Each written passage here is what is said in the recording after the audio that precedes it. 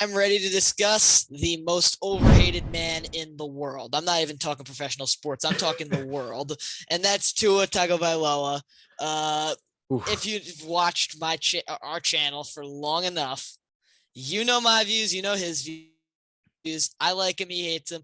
I just don't think the hate is warranted at all. I think he's been underwhelming, but I would say understandably underwhelming given the situation he's been in. And now that I think the situation is much better for him with the friendly scheme, Tyreek Hill, running backs that don't get tackled with a blow of wind, like it'll be a lot more friendly for him. And I think it'll be easier for him to succeed, and I think he will succeed. Everyone who's been watching has been saying he's that guy right now, and I hope it turns out. Yeah, I mean, I just want to start and I say that nothing like getting into the key player segment like this, but I just you guys know it. I just don't see it. I don't think he has the tools to be successful. That being said, I think he has every single thing now to be successful. I think he has a good coaching. I think he finally has a good running back system. I will say, as much as I've hated on Tua, his running backs have been terrible. As much as I did like Gaskin, though, but he's not a true running back one now with Edmonds and obviously Raheem Mostert. He has a backfield. The offensive line still needs help, but it should be better this year. And then again, obviously receiving wise, it doesn't get much better than Tyreek Hill and Jalen Waddle. Still missing, I guess, that deep ball kind of, like receiver, but Tua can't really throw it very far. So that's not an issue. Again, Dylan, First of all, it's the little shots, Dylan. Tyreek Hill is that deep ball receiver. No, yeah, that's true. I said that wrong. I meant jump. I don't know. I said deep ball. Okay. There's nothing like recording without. And we're gonna get into that later. I'll tell you who that's gonna end up being. There's nothing like me recording and saying something completely wrong. Not deep ball. They literally have the two, arguably the best. Not arguably. I think they have the best deep ball core in the NFL. I meant jump ball, kind of throw it up type guy. So yeah, that what I just said make no sense because he can't, jump ball doesn't mean throwing it deep. Again, I think, and Dylan, that's the question. I think you need to address that.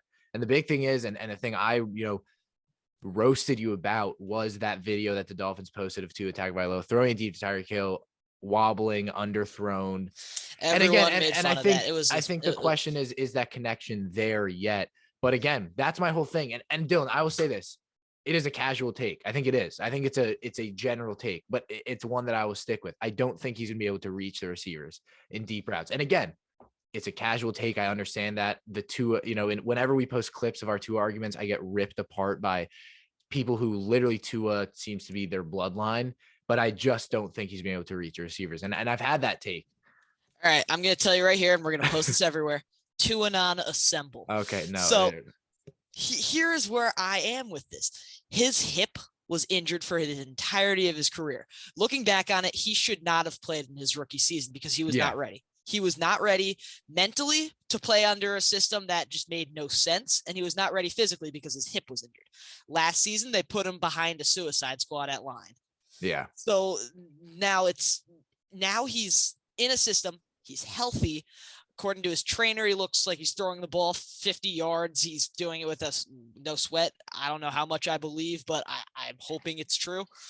And based on what I saw from Bama, he was a great deep ball thrower. So I'm not going to tell you that Tua Tagovailoa is going to go into the season to be a top 10 quarterback, because if I'm saying that, I'm setting myself up for disappointment.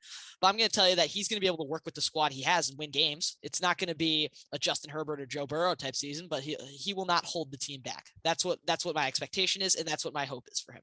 Okay. And you know what? I can very much respect that. I think holding the team back, I do think in some aspects, I think in some facets of the game, he will. I think mobility wise, I think it's there. I think it's, obviously it's not great, but it's there. And obviously that hip injury is definitely contributing to that. But again, I'll stick with that. I just think you look at what Tyreek Hill was in Kansas City, and he's gonna, it's a big system change for him. He can't be what he was in Kansas City. And I think we obviously saw that controversy where he was on his podcast. And again, maybe this will be to get his podcast views or not to, but it's Tyreek Hill. So I don't know why he would need views because it's Tyreek Hill. But he obviously said, I would rather an accurate quarterback than a guy who can launch it deep. And that contradicts his play style in many, many ways, because I don't think it does, though. No, and I know, because accurate passer, caters to every single receiver. So you're right. But I'm saying in terms of whatever, he was throwing shots at Patrick Mahomes unnecessarily, and in no way would he rather any human being rather have Tua Tagovailoa than Patrick Mahomes. So that's started me off wrong, and obviously he's not gonna. And again, we'll talk about Tyreek Hill later, but in terms of Tua, I will agree with that. I don't think he will hold back his team, and I think recently, obviously, I think last year he has, and I think it's been a little bit of both. Like Dylan, I'll give you credit. Whenever I'll be, I'm much more friendly when we record videos about Tua, but Yeah.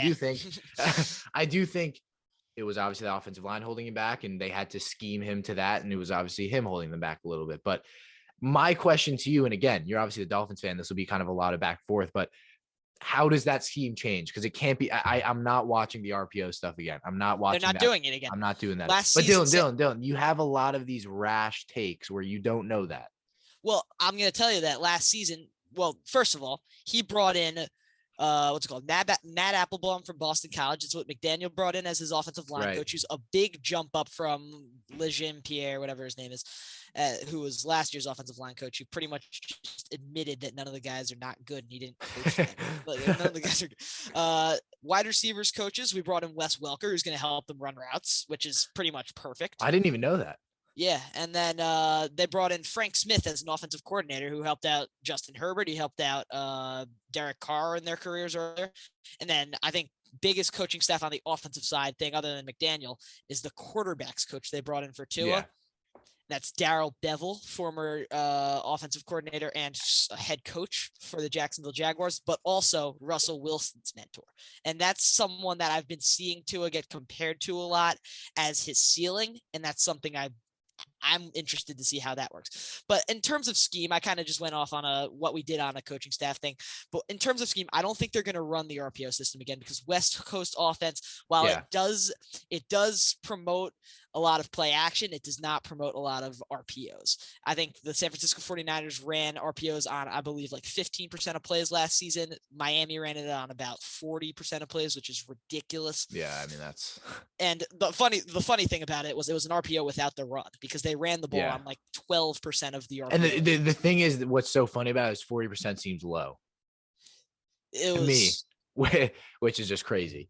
Yeah, I mean, again, I think the coaching staff obviously is a huge implication, but the question is, he's going to have to change. Obviously, like Tua needs to take a little bit more risk. I think he needs to trust receivers, and I think he needs to trust his arm and trust his accuracy downfield. The thing is, can he do that? And I think credit to the Dolphins. Again, my whole thing with Tua is there's no excuse this year. Unless somehow he gets pressured as much as he did last year, there's no excuse. Defensively, they're good. Coaching staff, they're good. He has the receivers to do it. He has a great tight end. He has a team. Here's the thing. I agree with you that there are no excuses this year, but there have never been any excuses. No one's ever given him any excuses other than big Dolphins fans. Over the course of his career, and now people are saying now there's really no excuses. But last year, no one gave him excuses. He made a bad throw. He got slandered on the internet for 2 years. And I will say this, and this is definitely contradicting what I've said. There hasn't been an excuse last year. People who didn't like Tua.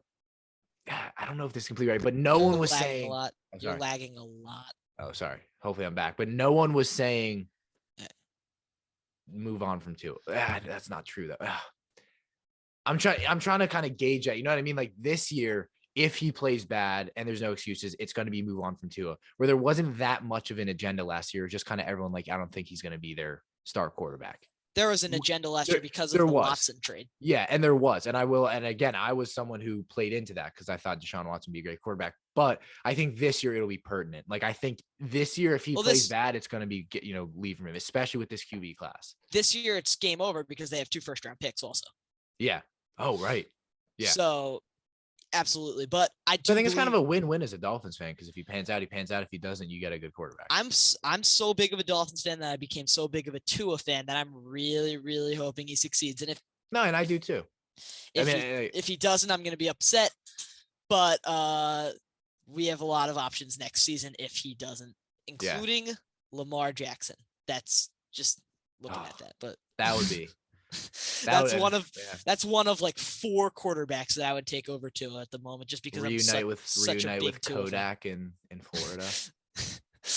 But Tua, it's all up to you next season. Again, I think I'm always a fan for if we can get another good quarterback into the league by all means, but I will stay it out there. I don't think he will be.